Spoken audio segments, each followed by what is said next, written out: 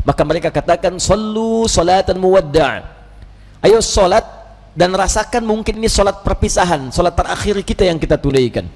Rumus ini diambil di Quran surah kedua Al-Baqarah ayat ke-45 sampai 46. Di ayat 45 Allah memberikan gambaran orang khusyuk. Ya, wasta'inu bis-sabri was-salah wa innaha lakabiratun illa 'alal khashi'in. Kalau Anda punya masalah dalam hidup, kata Allah, jangan mengeluh. Ayo minta solusi kepada Allah. Pertama, terima dengan sabar. Menerima dengan sabar memberikan ketentraman pada jiwa. Minimal jiwa tenang dulu walaupun solusi belum datang. Jiwa yang gelisah hanya akan menghadirkan keresahan dan sikap yang tidak penting, sehingga melahirkan hal-hal yang tidak kondusif. Nah, kata Quran, sabar dulu, terima. Ini ujian. Tidak mungkin Allah menguji seseorang yang tidak sanggup menerimanya. Kaidahnya mengatakan, la yukallifullahu nafsan illa wus'aha. Allah hanya akan menguji seorang hamba kalau dia sanggup menerimanya. Kalau Anda sekarang bawa masalah yang sangat besar, itu hanya Anda yang sanggup, yang lain tidak. Makanya Anda yang diuji, bukan orang lain. Terima dengan sabar, ada pahala di dalamnya. Bukankah Anda ingin dekat dengan Allah? Dekat dengan Allah itu kuncinya kesabaran. Karena itu Allah firmankan, innallaha ma'as sabirin. Quran surah kedua ayat 153. Sabar itu adalah kalimat pembuka ucapan selamat dari malaikat ketika menyambut para ahli surga. Bukankah Anda ingin masuk surga? Maka di Quran surah ke-13 ayat ke-24, malaikat disebutkan dalam Quran menyambut ahli surga pertama kali dengan kalimat sabar. Salamun alaikum bima sabartum fa ni'ma uqbad dar. Selamat ya, Anda sabar saat di dunia. Sabar. Dengan sabar ini Anda bisa masuk surga. Silahkan nikmati tempat yang belum pernah Anda nikmati dan rasakan sebelumnya. Sabar. Dan sabar itu selalu bersanding dengan ujian. Quran surah kedua Al-Baqarah ayat 155. Ya, walanabluwannakum bisyai'in minal khauf wal ju' wa naqsim minal amwal wal anfus wath thamarat wa basyiris sabirin.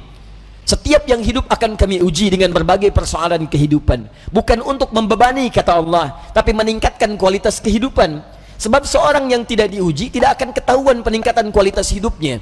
Anak SD yang tidak ujian sulit bagaimana mengukur kapasitas ilmunya untuk layak masuk SMP. Anak SMP yang tidak ikut ujian sulit diukur apakah kualitas keilmuannya bisa enggak masuk dia ke SMA. Demikian dalam hidup, ketika kita diuji, hakikatnya Allah ingin meningkatkan kualitas kehidupan, bukan ingin membebani hidup kita menjadi banyak dengan persoalan. Ada yang gelisah, kata Quran.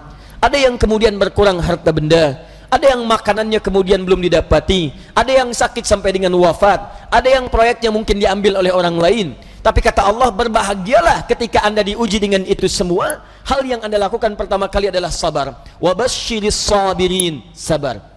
Tapi yang paling menarik, sabar itu tidak mudah. Tapi ada yang lebih susah dibandingkan dengan sabar, yaitu khusyuk. Khusyuk. Karena itu ketika Allah menyandingkan sabar dengan khusyuk, wasta'inu bis-sabri was-salah. Jika Anda punya masalah, terima dulu dengan sabar, minta tolong lewat salat.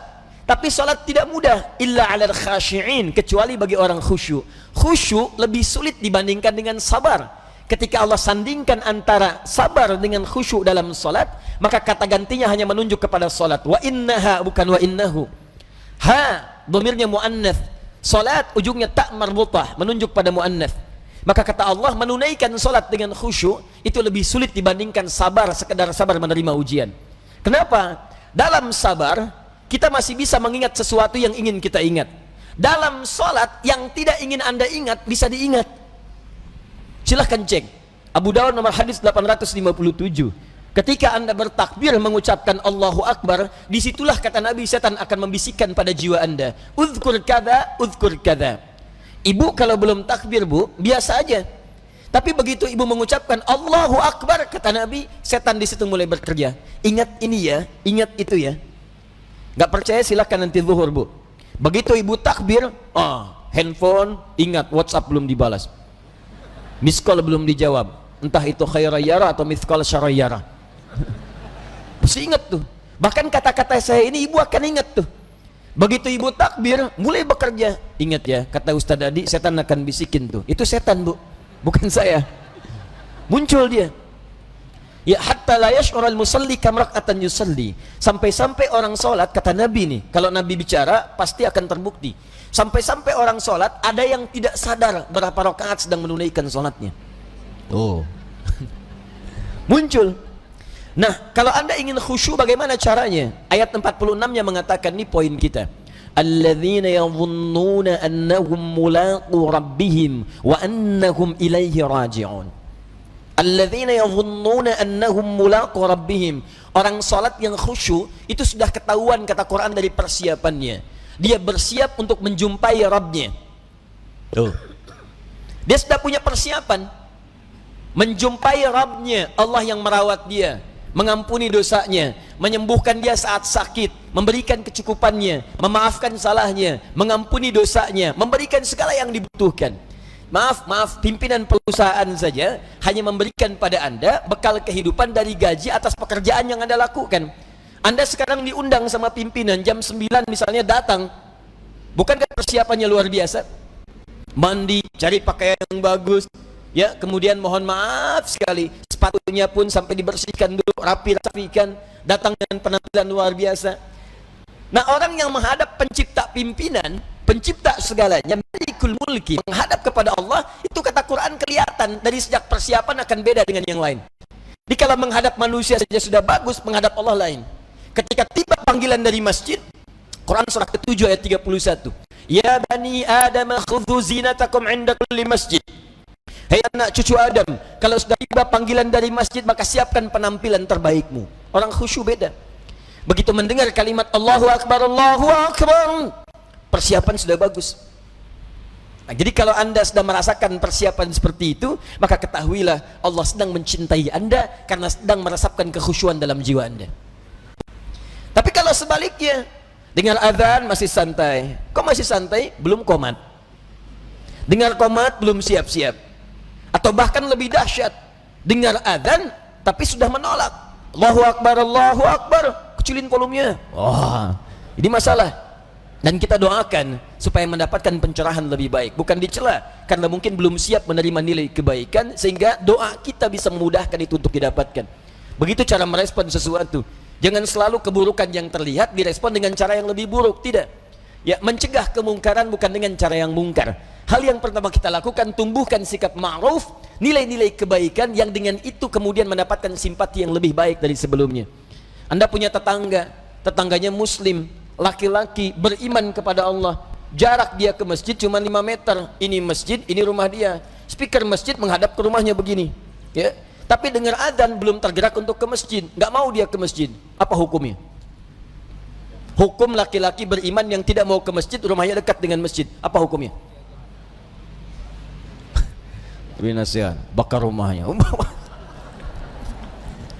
Main bakar aja. Sudah, hukumnya ajak dia ke masjid.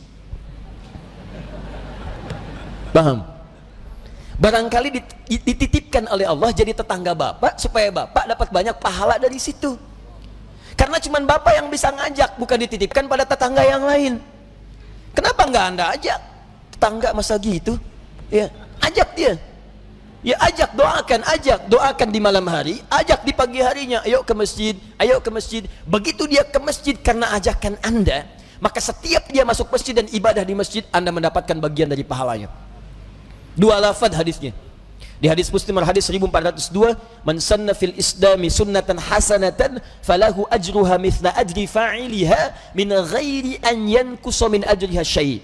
Siapa yang mengoptimalkan sunnah-sunnah kebaikan dalam Islam, mengajak pada sesuatu kebiasaan dalam Islam, diikuti oleh orang lain, maka dia mendapatkan pahala dari yang mengikuti itu tanpa dikurangi sedikit pun. Sunnah kebaikan berjamaah, sunnah yang sangat ditekankan. Ayo ke masjid, ke masjid, ke masjid. Begitu orang itu ke masjid, baru masuk masjid, Anda mendapatkan pahala dari orang itu tanpa dikurangi sedikit pun. Saya kasih info, kita ini baru nyampe masjid, alhamdulillah, di hadis Muslim disebutkan sudah mendapatkan 25 kebaikan. 25 itu 1 ke 2 jaraknya 500 tahun, 2 ke 3 500 tahun, 3 ke 4 500 tahun, sampai ke 25-nya baru masuk. Nah, orang yang bisa mengajak orang lain ke masjid, begitu orang itu masuk, dia mendapatkan otomatis transfer pahala sama persis 25 tanpa dikurangi sedikit pun.